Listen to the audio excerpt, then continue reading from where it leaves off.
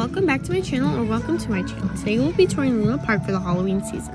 In Luna Park, every year they decorate for Halloween.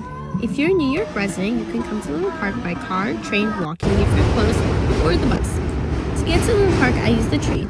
And when I got to Luna Park, it was already decorated. Pumpkins everywhere, and amazed that you could put stickers on a pumpkin for about $70. There were places to take pictures, and so we did. I went on a few rides, not the scary ones though, just the children's ones with my little brother because he really wanted to. We went on a total of 3 rides, then we walked the boardwalk, which wasn't decorated if you wanted to know. To get home, we took the train. Make sure to like, subscribe, and hit the bell so you don't miss any videos on my channel. That's it for voiceover me. Bye!